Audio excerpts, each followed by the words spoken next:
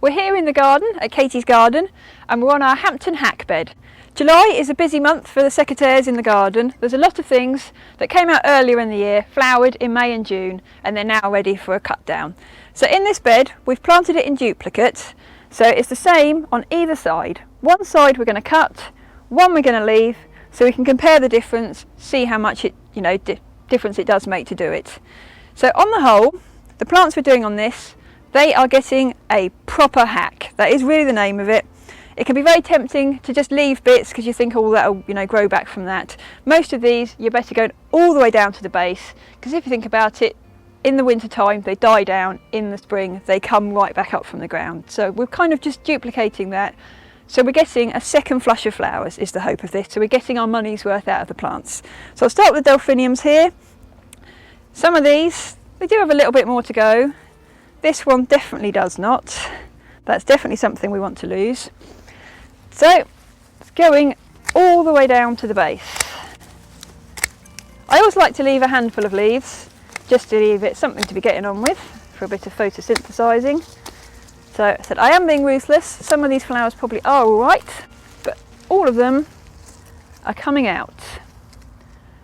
So that one, that can go in a vase in the house. And I think most of the rest of that is off to the compost heap.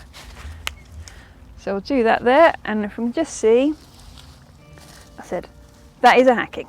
That has gone all the way down, but I will expect lots of new growth to come back out from the base of that. We'll get nice fresh green leaves again, and we should get flowers again. Geraniums, that's another one that will get it, but I think these have still got a few more weeks.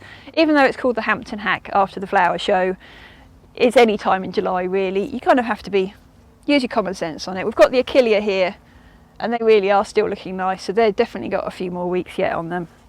Penstemon is another one that gets a Hampton Hack. This isn't one that dies down in the winter though. This is an evergreen. It keeps its leaves, which means I don't want to go really hard on that. I don't want to be too brutal. So what I'm going to do, I mean, again, you can see it's got some nice bits there.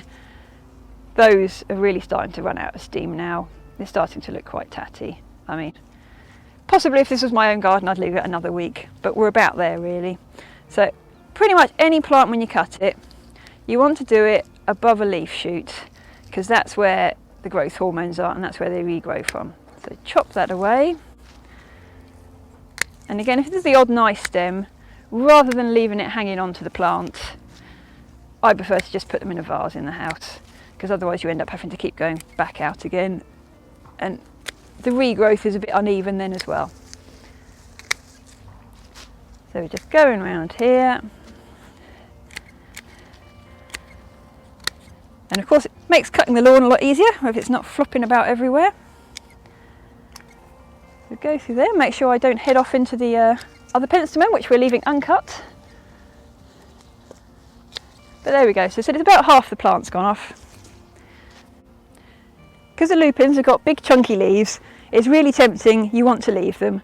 But if you do, and you just cut off the flowers, you just end up, the leaves go all manky and brown, and you're really not gained a lot. So, be ruthless, go all the way down. I'm going to have to get the label out the way there. Ooh, getting right in there. If you can still see buds, just cut back to the buds, but this one has run out. So really getting in there, and you can see that has already got some new leaves getting ready to take over. So it is worth, go down hard, be ruthless, it will pay off.